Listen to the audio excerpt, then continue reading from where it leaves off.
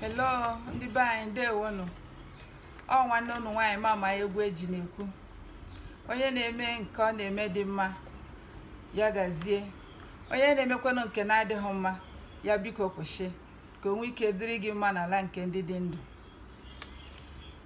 Biko metụrụ m aka n'igwe ebe ọ na-asị thumbs up. Ị ga-ahụ ya ebe edere ya esere aka gị metụrụ m ya aka. Then enwekwara ebe edere subscribe. Biko jisie ike subscribe ọla m. Ọrụkwanụ na subscribe ọla before. Ndewo imena. Thank you.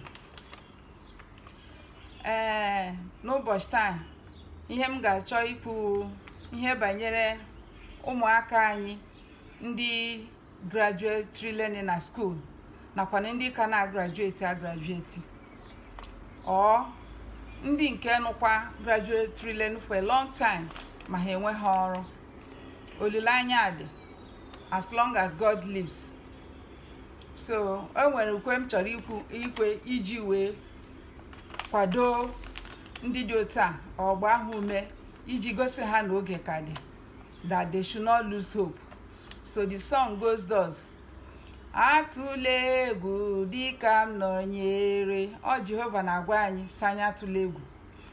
Atụla egwu dịka m nọnyere, elela anya gburugburu n'ụjọ, n'ihi na m onwe m bụ Chineke gị ga-agba gị ume.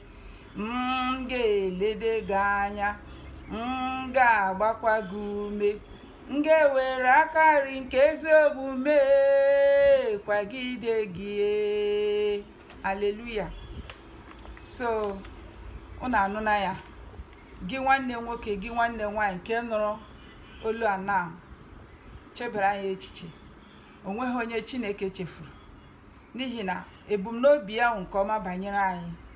Ọ bụ eziokwu n'ebe a mụrụ anyị obodo nke ndị na-achị anyị na-anaghị eleta anya na ihe gbasara ụmụaka na-etolite ọdịmma nke ha, ọganihu ha. Mana onye a chefuru anaghị echefu onwe ya. Anyị agaghị echefu onwe anyị n'aha Jizọs.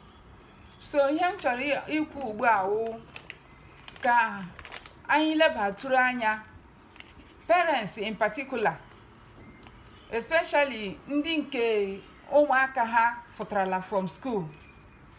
Otu unu ga-esi nyere ha aka wụ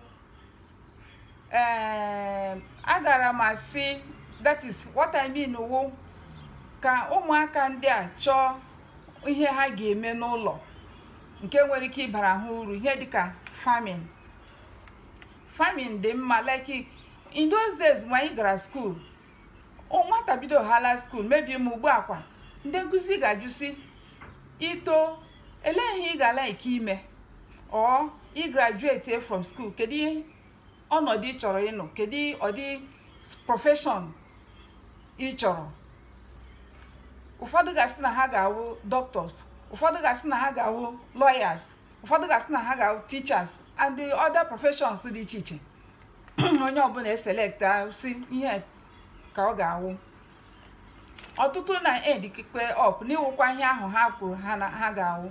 Ụfọdụ na-agakwanụ mekwa ihe ọzọ. Mana ọ bụrụ na ị gachara school studycha ihe ndị ahụ ibu n'obi study gị fụta onwe ihe ime gị mebi onwe ha ọrụ nọ site n'ọdị gọọmenti anyị nwere ugbu nke na provide ga-ahụ ọrụ for ndị gụchara akwụkwọ. Obi efule gị, jisie ike chọọ ihe ị ga-eme.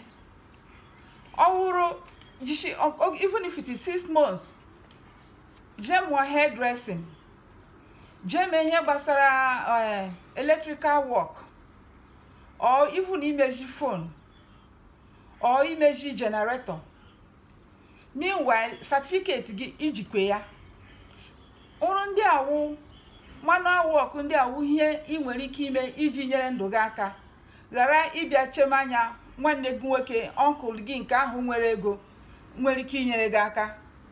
Elemanya uncle gị ahụ otu i chere so o si dịrị ya ọwụghị otu ọ dị, o nwere ike ojihụ because I see big man big trouble. Ma ọkwa na ntị gị ahụ ifili kwere ga-enyere gị aka. Enwere ike n'obi ya ọ ga-enyere gị kekwe ojihu. So ịbịa ghara ile mmadụ anya, ọ dị mma ka ịchọọ ihe ị ga-eme ngwa ngwa ị na-afụta school or ị na-emecha your youth corps like ndị nke graduate relede na university. Then ndị nke obere kwanụ obere, that is ndị primary school na secondary school, unu jisi ike ka unu na-aga school.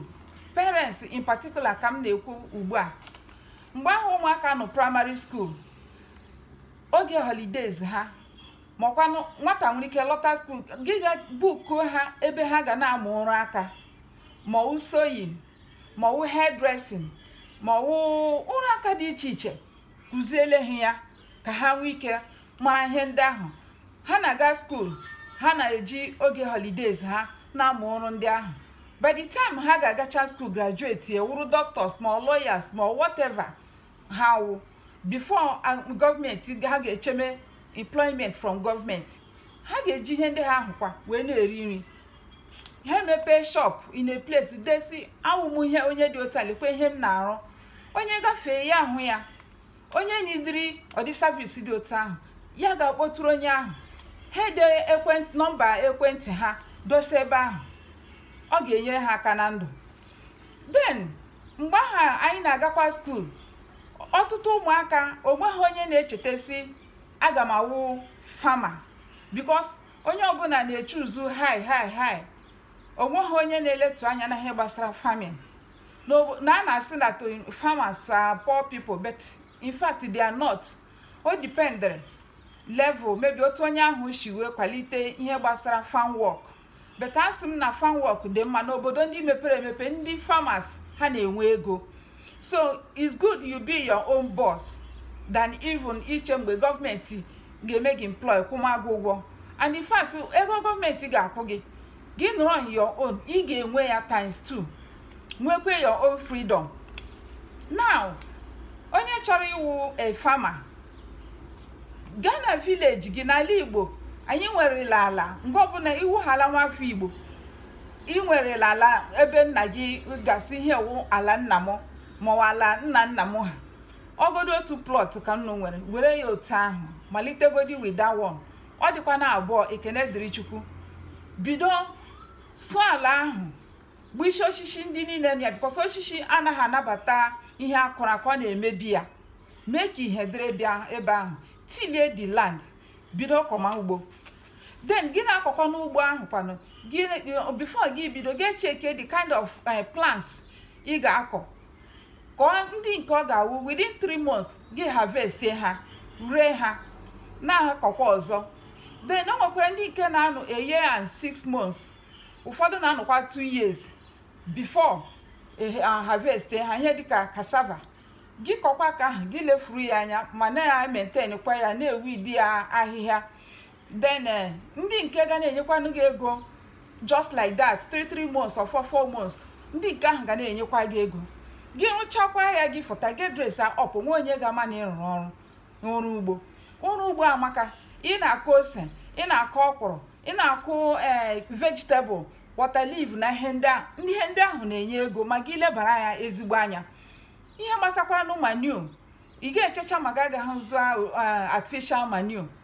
Gị ga ndị niile nwere n'ụlọ, gị nye ha ihe, ha na-etinyere gị ihe dustbin, gị wepụga, gị just separate ihe dịka nylon na ihe ndị ke na-adịghị mma nwere ike ikogbu ihe ndị akụrụ n'ugbo.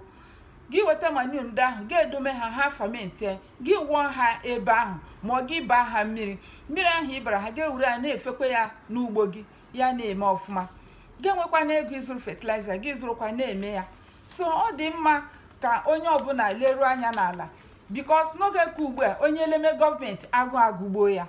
Mana ka m na-ekwukwe n'okwu a, biko parents jishi ike, isiokwu m wụ ka ụmụaka ndị nọ school unu echelesi ka a na-awụ dọkịta, na-awụ ke, na-awụ ka ọzọ, ha ga-awụ ihe ndị ahụ. Bete nwere ndị nke kwesịrị ka ebidogodi from there, like n'obodo ndị mepere emepe ndị ọzọ dịka Europe na America na obodo. From primary school ụmụaka na-enwe aka ọrụ from every school, but in Nigeria gị nwere sonye agara polytechnic or ihe dịka polytechnic and technical school, before ha enwe aka ọrụ and the electrical work or ọrụ ndị ọzọ. But other places like na Europe or America, ha na-eshi from primary school na-akụziri ụmụaka aka ọrụ dị iche iche, so that onye ahụ fụta school ọgọdị ma onwe ha opportunity inweta ọrụ bekee yeshi from ebe ahụ malite ndụ ya, nwee ike nyere onwe ya aka, gharakwanụ ka ịgbaji ndị nwe ya aka site na ịbịa bumekwe ha afta ebuchekwara ha mgbe ha nọ school. Ya mere nwanne nwoke nwanne nwanyị, parents biko unu leburu ụmụaka anya, kụzielenụ ha oge ha ga-eji wee na-egwu egwuregwu ndị ọzọ. Dị ụmụaka ga-egwu egwuregwu, but most of the time especially mgbe ha nọ holidays, were na ohere ahụ rejista ha n'ebe dị iche iche ka ha were ya na-agụkwa akwụkwọ ha o ma na-amụkwa ụra aka, mana si mgbe ọbụla ha fụtara skuul ụra aka ahụ ga-abakwara ha uru, ha wurukwa ihe ha ga-awụ n'agbanyeghị ma ha wụ dọkịta ma hụ nke ma hụ nke ọzọ, ma ndị na-akwa akwa ma ndị na-eme ka ihe dressing na ihe ndị ọzọ. Ka unu na-egete olu ma ka unu na-emekweni ya, ka onye nwaanyị na onyere unu niile n'aha Jizọs. Ọ wụ otu ọha m, biko nwanne m, ọ bụrụ na ị presibere m ebe ahụ edere like, presiela m ya. Ọ bụrụkwa na subscribe biko, so that mgbe ọzọ m ga-ewetakwa ozi na vidio unu ga-enweta ya. Ka ọ dịrị unu niile mma, ya gazie n'aha Jizọs, amen.